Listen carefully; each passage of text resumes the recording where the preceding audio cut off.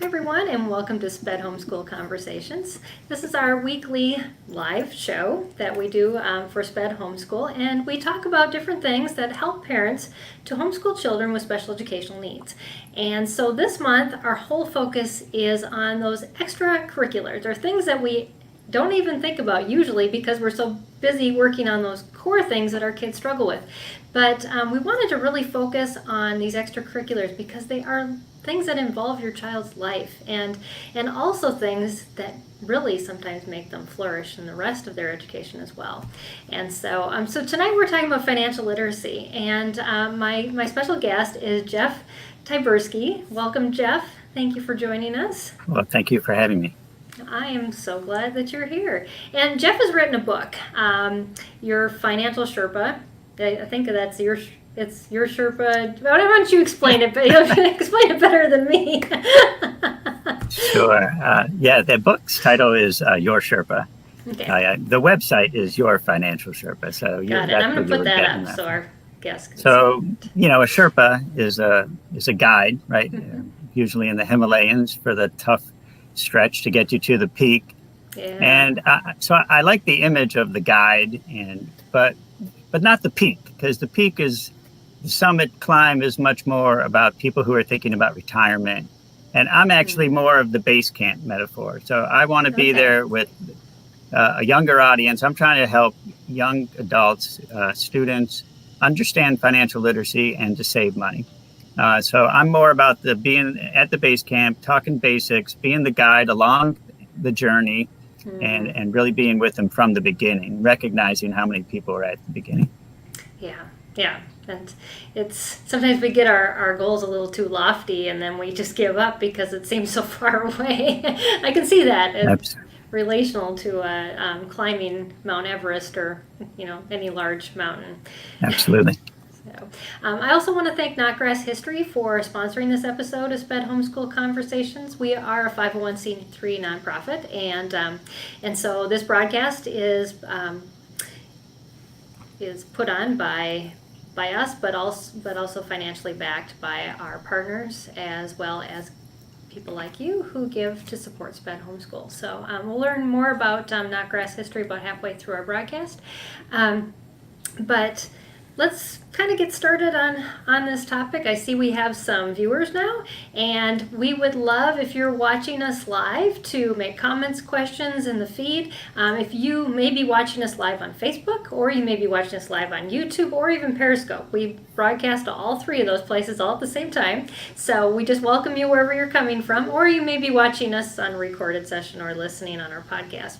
Either way, we're happy you've joined us. So, but feel free if you want to be part of our conversation. We're talking about financial literacy. If you have questions, if you have comments on what we're talking about, join in on the conversation. That's why we're live.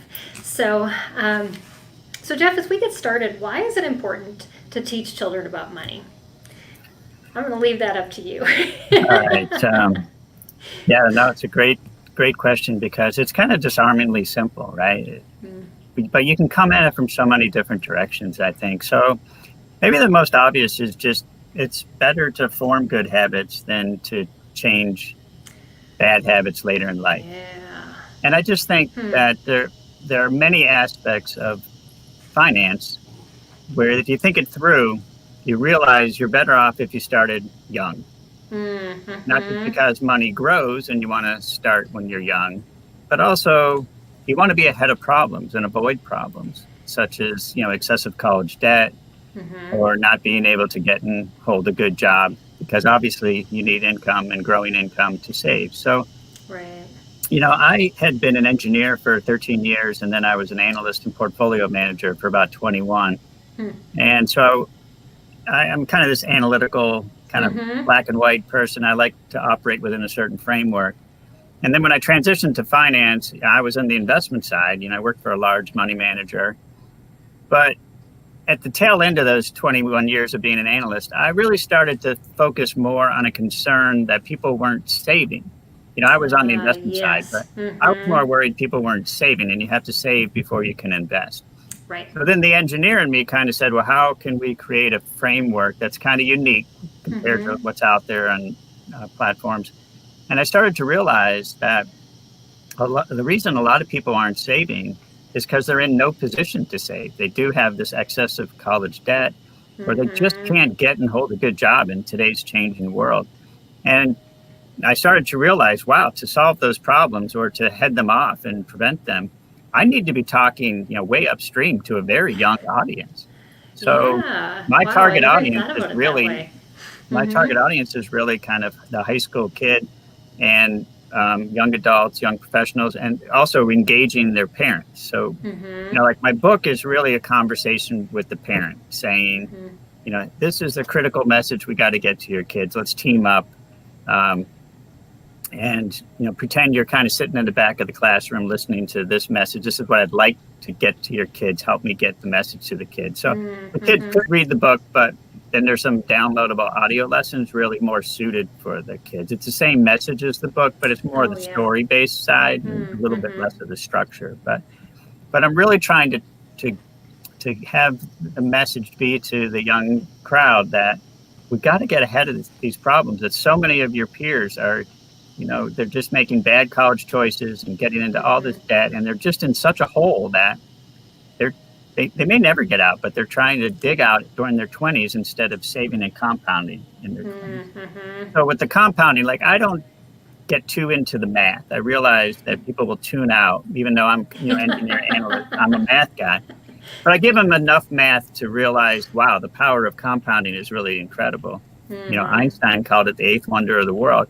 And, a few simple examples show them how money can really grow if you start early. So I try to get them excited too. It's hard to be an engineer and to be a motivational speaker at the same time. It is possible. I'm a physicist by training, Please. So yes, we can change. So, but yeah, no, that makes a lot of sense because it is those lifestyle habits that it's so easy to change when you're younger, but as you get older and then more in set and in debt, that you just can't work your way out of it. And and you said lifestyle, and I think that's so much of what my framework is really all about. I really don't like budgets. I even go into depth why I think they're too tedious and fail. But to me, financial literacy is not a budget. It's not a lot about the math. It is that lifestyle. It's a choice. It's just a daily lifestyle choice. And I try to get that really surprisingly simple message across. And it's more of a motivating message then that you can do it. You can just choose to do it. And it is a daily lifestyle. It's constant decisions every day. And that's why it's so well suited for your audience, because homeschool families are so far ahead of the curve because they're better at having that family conversation already on a daily basis. So that's why I love this niche for me to talk to, because I just love what you're doing. I didn't do it myself. I admire what you're doing. And I think that you're ahead of the crowd.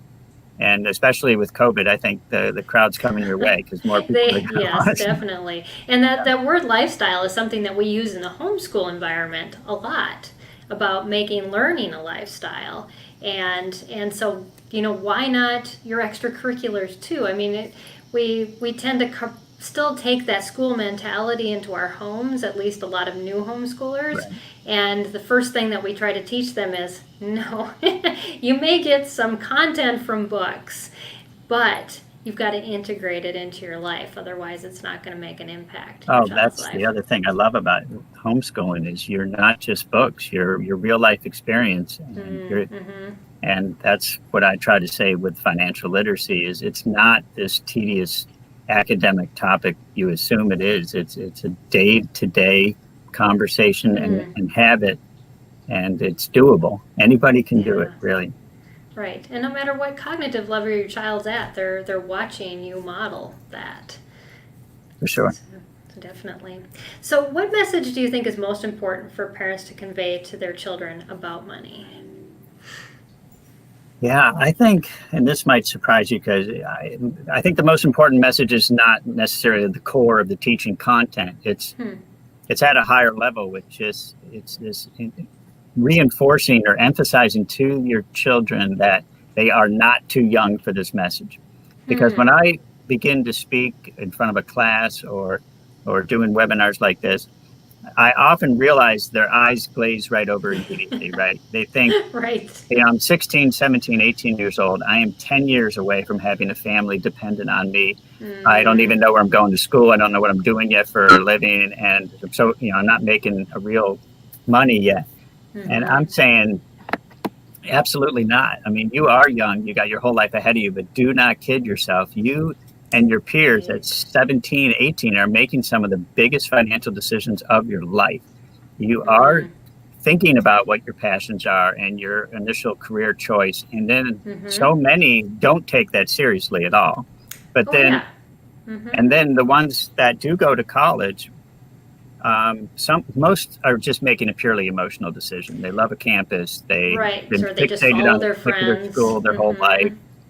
And I'm like, no. I mean, the absolute top priority that you must constantly remind yourself is the job and career. All right. And especially in a COVID world where, you're still paying top dollar, but the experience has totally changed. We can talk about the COVID It's a effect computer later. in your parents' house now.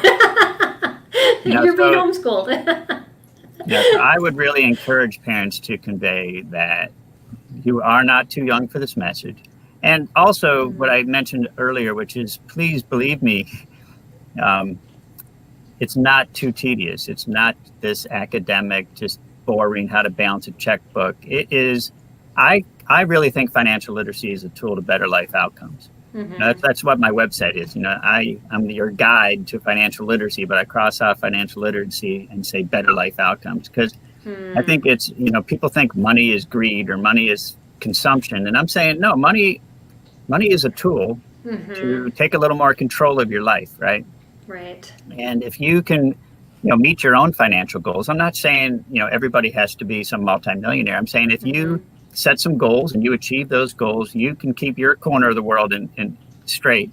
And if you take a little more control of your life, those are the people that tend to unlock their real potential, and we, especially now, we feel like we're in a world that's a little bit out of control, right? So how many of us, and I'm a parent of a 22 and a 25-year-old, so I've seen a lot of those stages. And you live minute to minute, right? It's chaos. So a lot of times, one of my best target markets is actually the grandparent, because the grandparent has slowed down a little bit. And they can even be that third party to encourage their kids, the parent, and get them to really think long term. Because, I've been there. You're just living for the next baseball practice and the next SAT, whatever, prep, homework, and it's tough. It is, and it's something you have to think into your schedule. But, you've said it a few times already, lifestyle. And, I think that is probably, telling them they're not too young, telling them it's not too tedious, but emphasizing this is just a lifestyle choice. Like I love baseball. I know you've already told me 3 times, please, going on air, you don't follow it. But, I love baseball. I played baseball.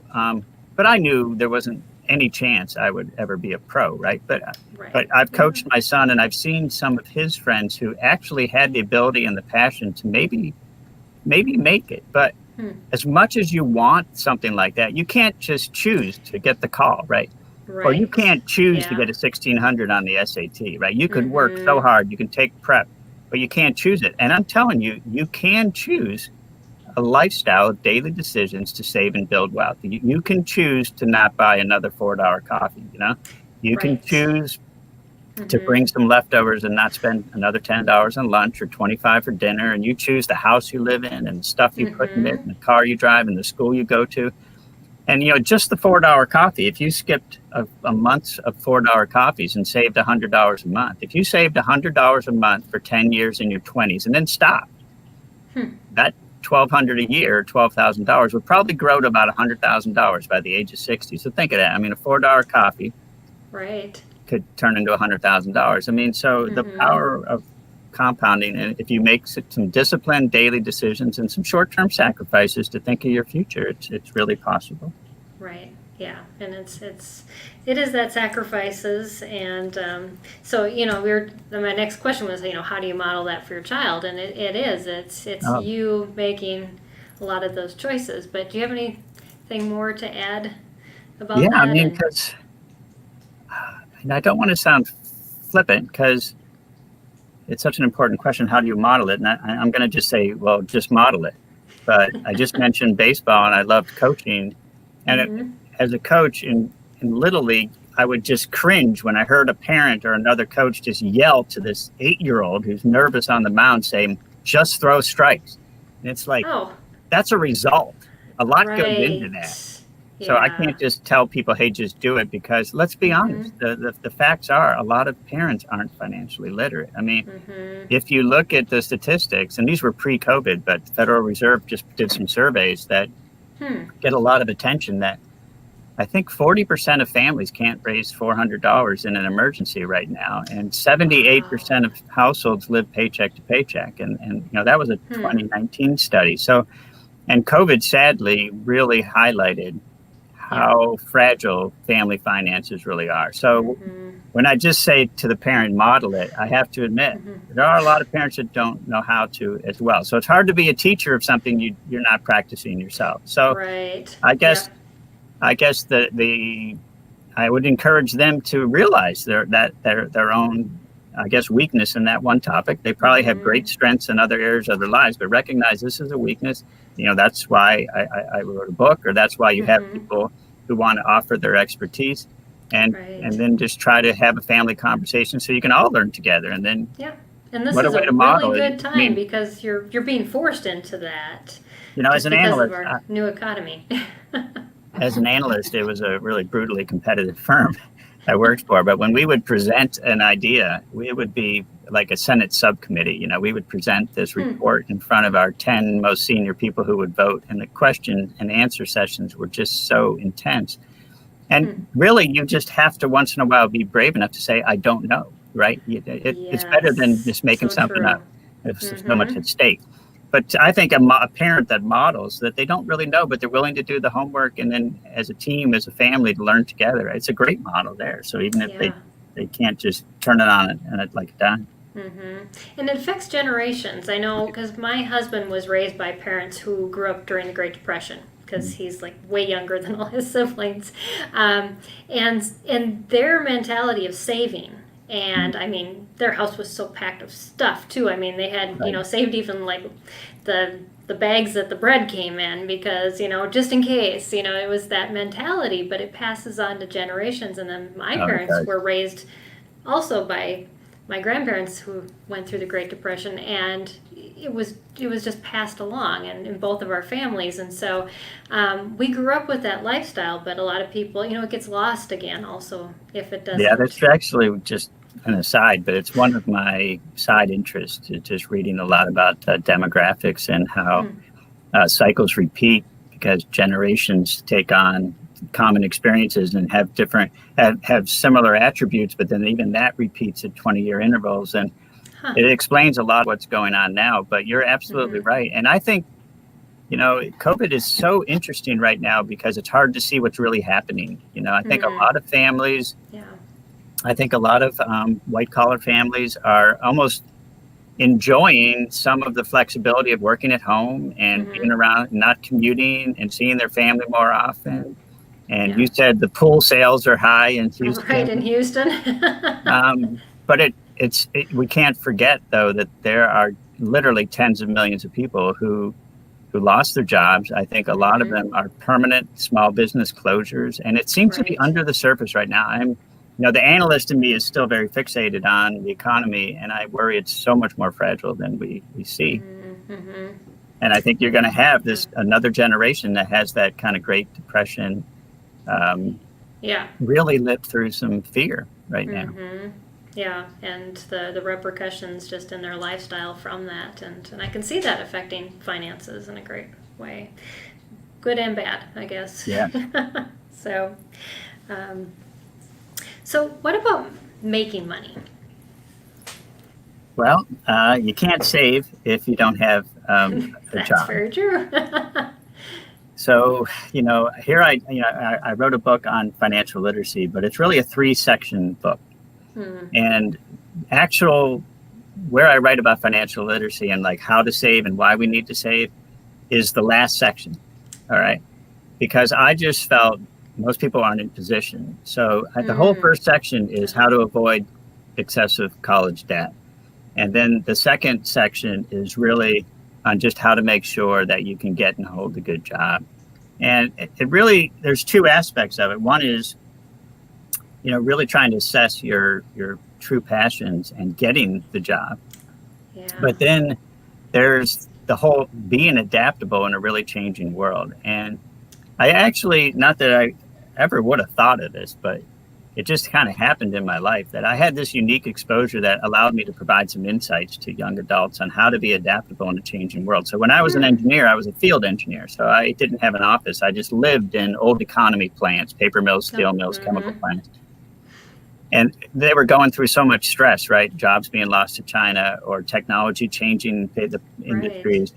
So I was exposed to all these corporate cultures. And then as an analyst, my job was to study companies and industries. So I've been exposed to a lot of different kind of anecdotes and corporate cultures. And it allowed me, I think, to piece together a framework to help people understand why the world is so uncertain, why jobs are changing so much, and some insights on how to stay employed. But, to making money, it starts with just trying to figure out what you want to do, right? The old adage, if you love what you do, you don't work a day in your life. You may have heard that from your grandparent, but it's just as true today as ever. And I heard a stat just today. I was on another call like this with college consultants, and they said 80% of the jobs that the current graduates will fill or the ones going into freshman year, 80% of the jobs they'll eventually fill don't exist yet. So college is much more about just learning. Yeah, college is much more about learning to learn nowadays and just being flexible and learning that you need to be flexible. But I still really encourage young people, to really try to assess what are their passions. I give them a checklist. What are your interests, your values? What do you think you're good at? And I'm doing it kind of like an engineer would do it, where I know we're not going to get a precise answer. They don't even know for sure at that age. But if we can at least identify possible extremes, like if they do the checklist and they just know, hey, I'm just passionate. I want to be a social worker. I want to help people.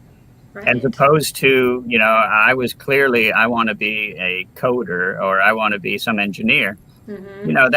That's a job that's going to make $30,000 versus a job that's going to make $90,000 right out of college. So I'm saying at least understand the potential earnings power of what you think is your area of interest, because that should affect where you go to school, right? So I give them a little bit of math on let's go to a school you can afford, but frankly, let's only look at schools you can afford, because it's so easy to fall in love with campus on a fall day. In those days when you could go walk around. Exactly. And my oldest said he would never go to college, and he went to welding school to be a welder, which was super cheap. And then he came home and said, Mom, I have to go to college. I just feel like I'm supposed to get a degree and go into engineering. And I went, okay. And so, that's what he did. But I said it didn't hurt him any to be a welder and an engineer. Part of my approach is being really frank. And, so I wasn't a social worker, right? I was an engineer and an analyst, math-based, extremely results-driven, brutal industries, really, frankly. And frankly, as an analyst, I was really taught to be cynical. Just look for problems in the world and try to figure out winners and losers and invest in the winners. And so part of my framework is really just challenging consensus and conventional thinking. So I don't really buy in the narrative that everyone should go to college. So I really tried to write about that, to at least ask yourself, do you really need to go to school? Or if you do, remember, again, the real priority is to get a job. So you don't necessarily need the $50,000 a year school. You could have 2 years at community school and save a lot of money and be creative like that and get the degree you need, because the degree is the beginning of the race, not the end of the race. Like you said earlier, you need to want to keep learning. And not only do you want to keep learning your whole life, but you want to demonstrate to other people around you that you have a constant, insatiable desire to learn, to keep improving yourself. And, that's a 40-year effort. That's not, you can't just keep saying, I went to Ivy League school and wave that, when you're 50, it doesn't help you. It only helps you maybe when you're 24, but then it's from that point on, you're proving yourself. Yeah. Well, that's so very true. And yeah, I think that's a really good conversation for parents to have all around is, why do you want to go to this next extra step Right. of education, and Yeah. having that financial discussion as part of that, not just, well, this seems like the next best step and that's where everybody else is going. It's far too expensive to just go and explore. And, people that say it's a social, you're growing up and you're getting to some social experience. And yeah, yes and no. But once again, it's $50,000, 60, 70. NYU is $80,000 a year. Wow. I mean, the numbers don't even work. I mean, I think the system is really quite broken, frankly. I think it's a self-perpetuating cycle that leads to higher costs and leads to increasing costs. I mean, school is expensive, and then you basically need a loan, and loans are readily available. I mean, if you have a heartbeat, you can get a loan. It's not like a small business loan. There's no due diligence. Yeah. I mean, maybe they look to see if the family was bankrupt before, but there's no income or ability to pay off the loan analysis done. So it's expensive. You need a loan. Loans are easy to get. No one really discourages loans, even like high school counselors and stuff. I think they're just helping kids get where they want to go. And I think the real problem is that the students and families are making kind of this emotional decision anyways. And all that enables the colleges to basically keep raising the price. They know they've got everybody where... Exactly. Everybody's funneling into that system. So, the families that have the resources and international students pretty much pay retail price, top dollar. Wow. And others can get loans. So why not keep raising the price? The families who can will keep paying, and those who can't will get loans. And then they need to then go into a battle to get eyeballs, right? So they build stadiums that are almost like professional level stadiums and dining halls with fresh sushi and, you name it. It's an amenity war. Yeah. And but I just think those days are going to end now because these schools are hurting. Nobody's going there anymore. Yeah, it's going to become more apparent. And one thing I want to point out before we take a break too to parents is that, as a homeschooler, you can choose when to graduate your child. I actually could have graduated my youngest 2 years ago. And I told her, I'm sorry, you have enough credits, but you haven't decided what you're going to do. And so you're staying at home and you're going to continue to explore. And it's been the best thing because just this last month, she's finally come around and she goes, okay, I'm going to graduate this year. I know what I want to do. I went, good, we have a plan. That is great. So, but you have that flexibility. Even if your child is 18, 19, 20, most states you can continue homeschooling. So that's an awesome option. So I'm going to let Jeff take a break, and we're going to hear from our sponsor, and then we're going to continue our conversation about financial literacy when he comes back. So I do want to thank Notgrass for sponsoring this episode of SPED Homeschool Conversations. I'm going to just tell you a little bit about Notgrass history. Their curriculum gives parents a flexible set of tools that you can adjust to meet the needs of each student in your family. They use a readable typeface in their books to make reading easier for students and parents. Hundreds of full-color photographs and illustrations provide a rich experience for visual learners. All the courses include hands-on activities, ideas for students who like to write, draw, build, or even create. Marilyn from Pennsylvania said this about Notgrass history curriculum. She said, it's such a delight to see my son retain and enjoy history, especially as he has learning disabilities, and that has made it difficult for him to retain information. Your curriculum is one of our victories. So just so you know, you can try Notgrass history for free to see if it might be a good fit for your family. By visiting them at notgrass.com, which you can see if you're watching the video here and underneath me. So thank you, Notgrass History, for your continued support, being a partner with SPED Homeschool, and for sponsoring this episode of SPED Homeschool Conversations. So I'm going to bring Jeff back, and we're going to continue our conversation about financial literacy. And just kind of want to reiterate what we talked about in the first half an hour, and it was a lot about lifestyle, which we don't often think about as we're teaching extracurriculars to our students, or even just homeschooling and teaching. We think we've got to have all the material, our children have to fill out the workbook pages, but yet it's more of this, walk alongside me type of mentality, and let's do this together, and I'll help you learn good habits. I think I remember you say that word from at the very beginning, and I love that, is that building of good habits. And it sure is easier to form good habits than to change bad habits later in life. Yeah, so true. So I'm going to take a look at my questions here, since I didn't have time before.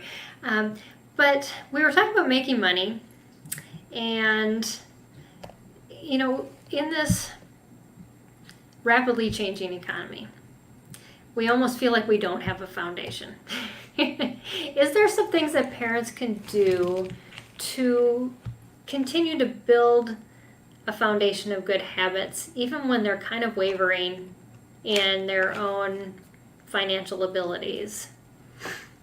Yeah, for sure. And I kind of lump this into my discussions on, I call it adaptability, just to, I think the young adult needs to understand why the world is so uncertain so that they can accept it, so that they're not surprised by it, So I go into explaining, why is there career uncertainty and why is there such change? So, it's the technological changes, it's the global competition, it's the skills gap and wage stagnation, and just the demographics. We had the financial crisis 10 years ago, but that kept people in the workforce who had been ready to retire. It made it harder for younger people to get a job. There's these dynamics. Right. So I encourage people to realize, and I know I always come across as kind of that engineer, analyst, black and white, a little bit of tough love, but it's like, this is it. You got to accept this, all right? The world is like this.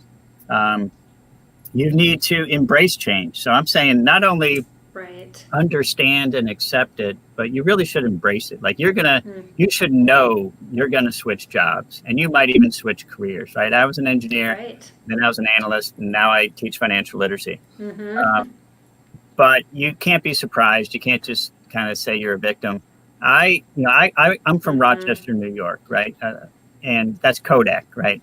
Iconic brand, 100 years, and yet they went bankrupt, right? So when I first moved here, if you started in Kodak at 20 years old, you assumed you were going to retire there in 30 years.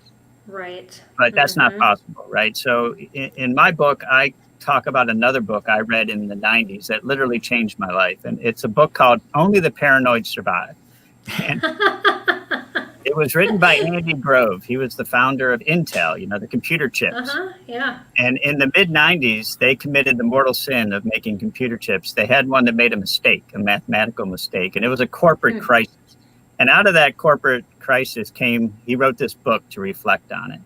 And basically, he talked about, once he was making a speech to his employees, and it was pretty brutal. He basically said, look what we just went through, and that was our own doing, but look at the technology, the pace of technology change. So if a company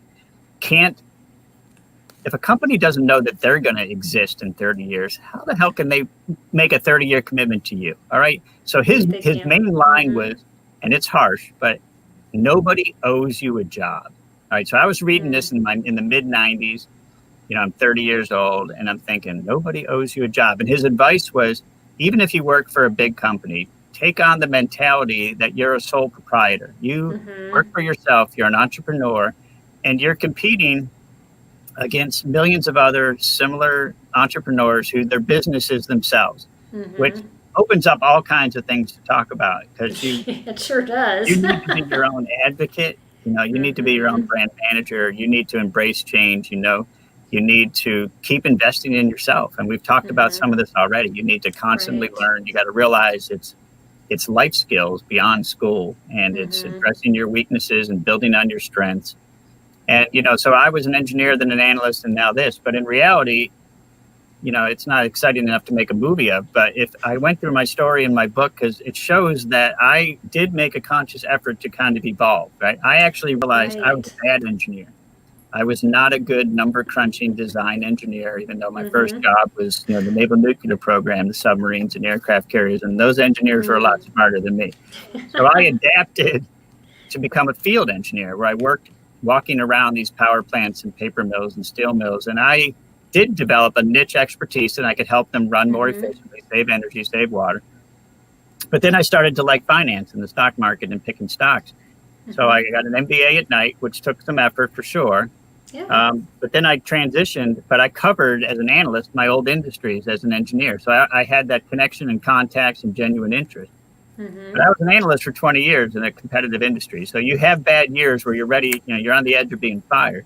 So at those times, I had to consciously add value to the firm. And so I created a school and ran an internal school to teach new analysts and interns and developed a mentorship program. And that kind of led to this, where I want to be a mentor about a different topic. So, it looked like I've made big changes, but I was always consciously evolving into the skills that I could most survive. It's like my son always says with the NCAA tournament, survive and move on. That was my goal, survive and move on. You don't want to be one and done.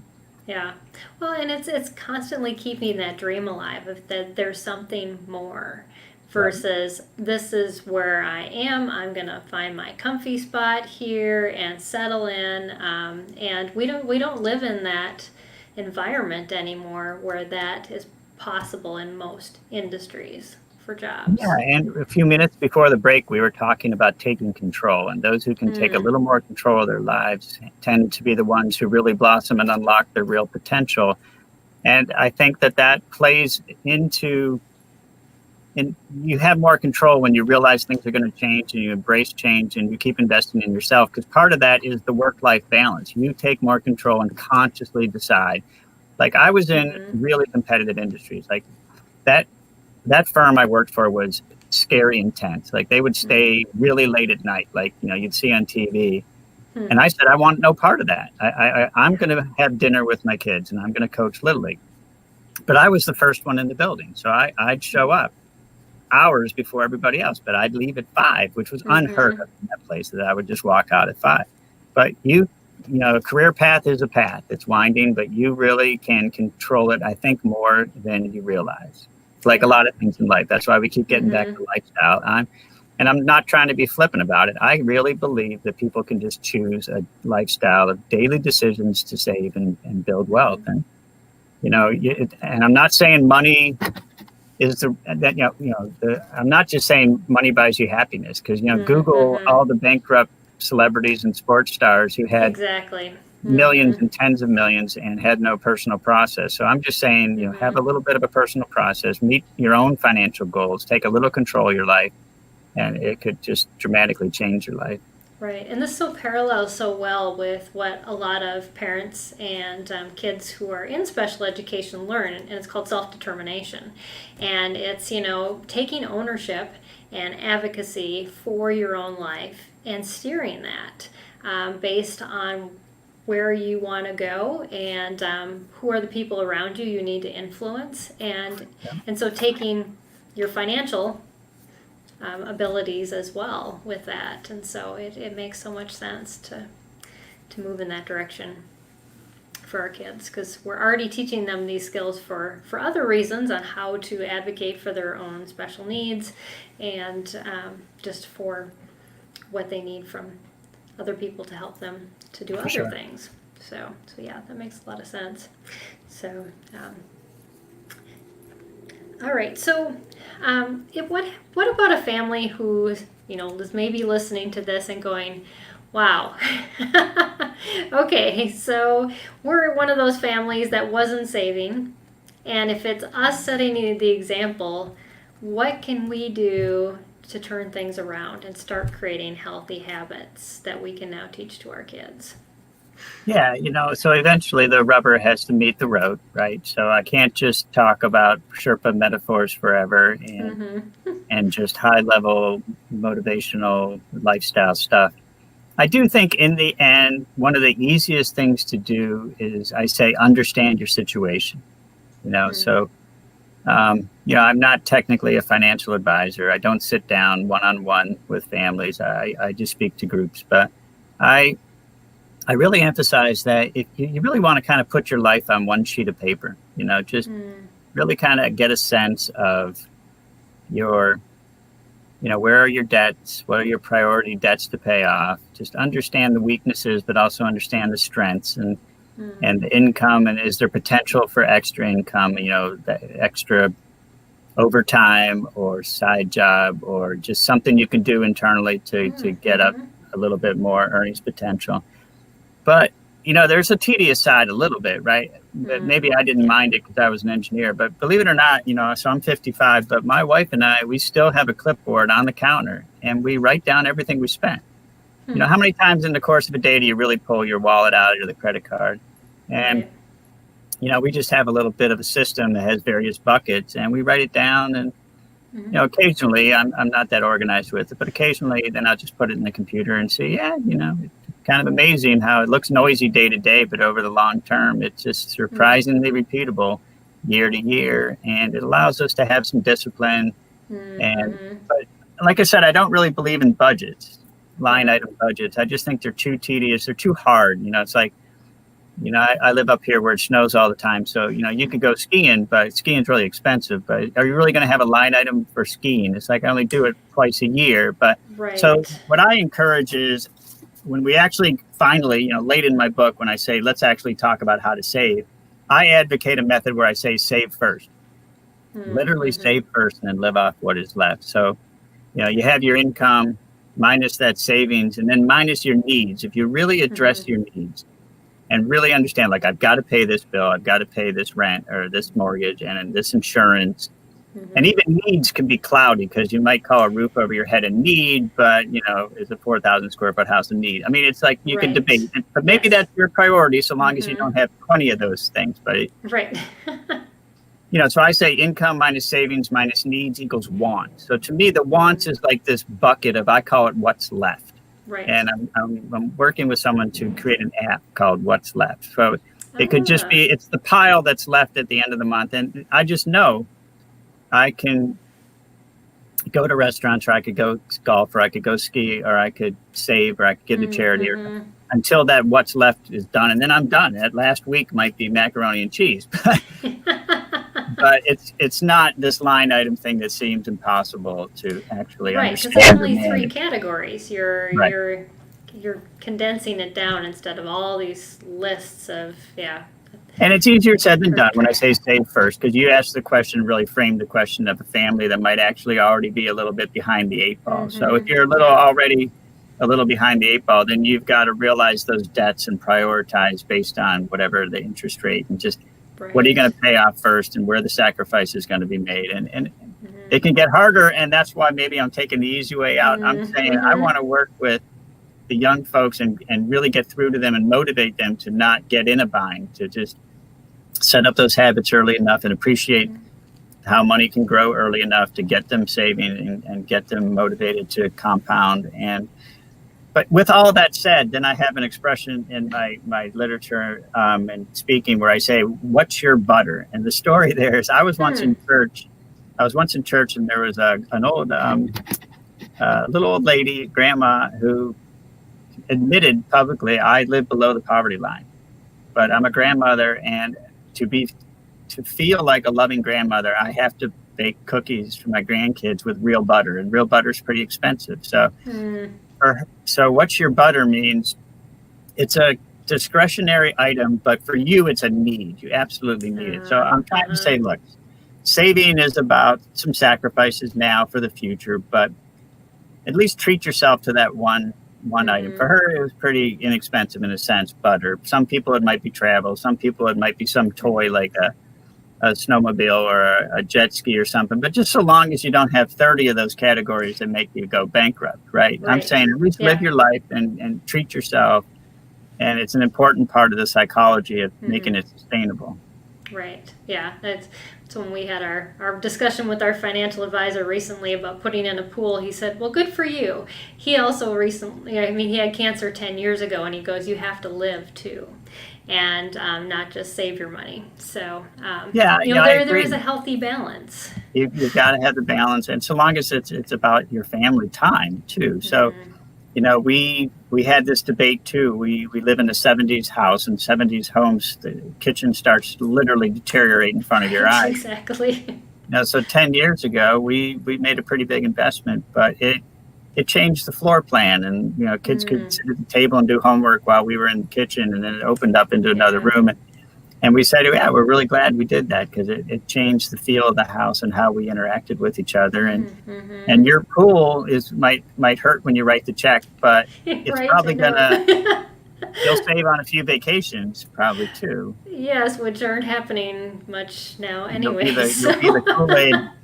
The Kool-Aid house on the block is the old commercial from the 60s. Right?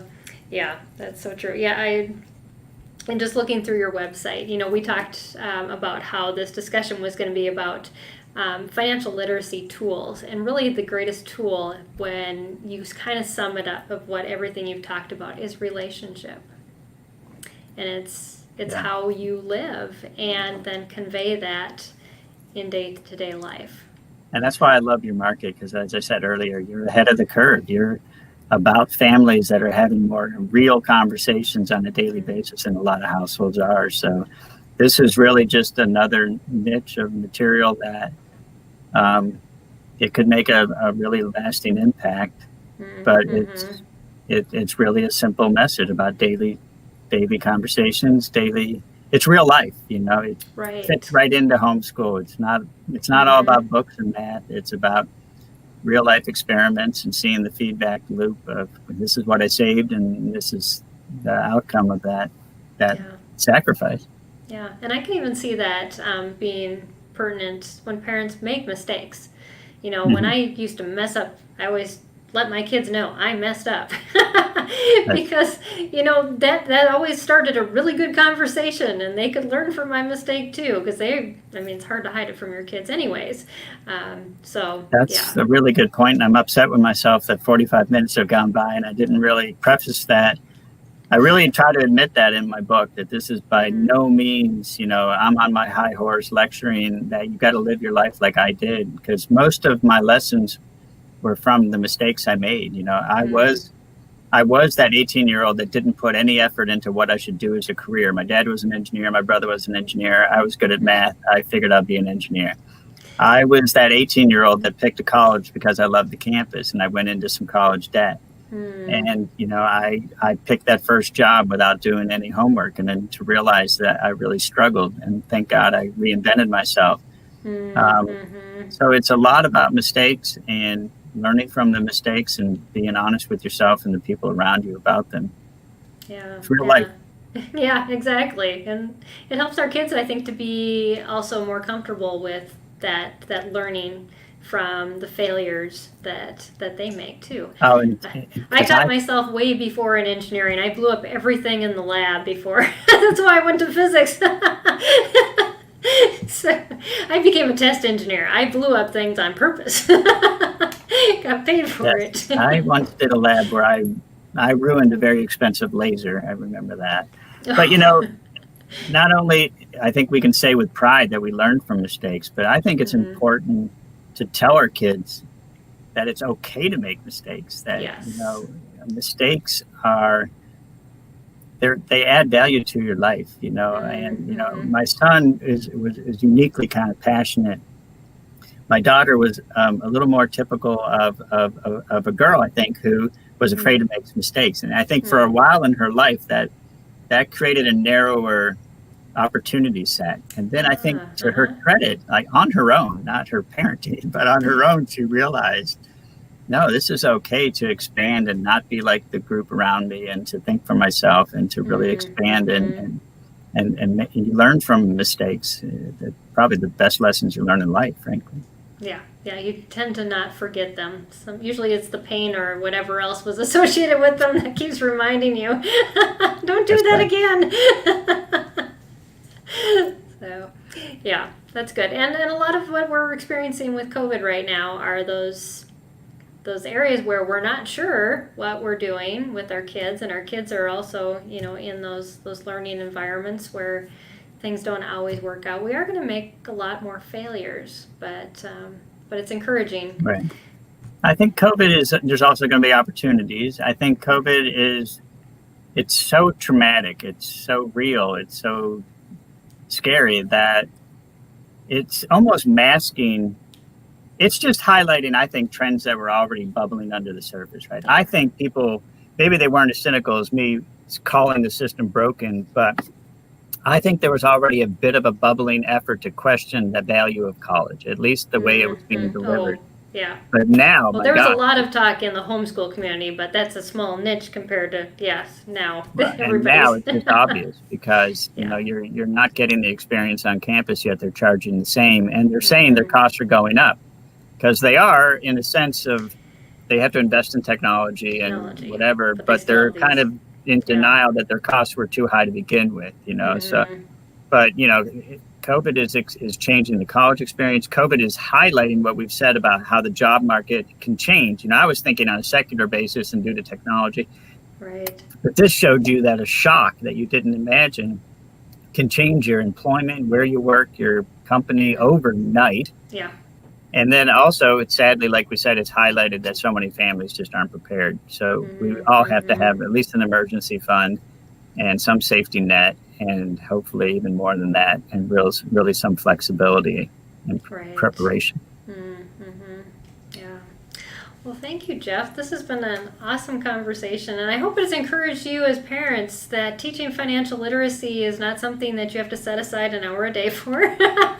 It's something that you just do as you walk alongside your children every day, and the decisions that you make and model for them, and the conversations you have, and definitely I'm going to put up Jeff's website here. Yeah, not only do you not need an hour a day, but I think you can read my whole book in about 2 hours.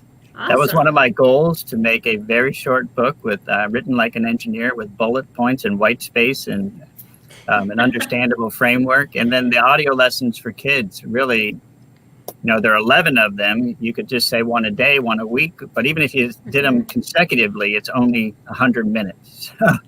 I think these are real, less potentially life-changing lessons that are very digestible. And then I'm accessible as well. So on my website, you can see my LinkedIn or my email, and this is what I do now. So I love to talk. I have niches like homeschool or working with financial planners or college consultants. I kind of go to where people who already have a base of business, who are parents or grandparents. So their client base is parents or grandparents. They can get my message out through a kind of a bigger pipe. Awesome. Yes, and so if you're listening to us and you can't see that on the screen, it's yourfinancialsherpa.com. So definitely check out all of Jeff's resources, and just thank you again, Jeff. This has been... Well, thank you for having me. I really enjoyed it. Yeah, and also thank you to Notgrass History Curriculum for sponsoring this episode of SPED Homeschool Conversations. And so definitely check out their website for some free curriculum that you can try out to see if that might be a good fit, if you're still looking for history curriculum. Anyways, so next week we're going to finish up our month-long series on electives, and I'm going to be talking with... Let's see where I wrote that.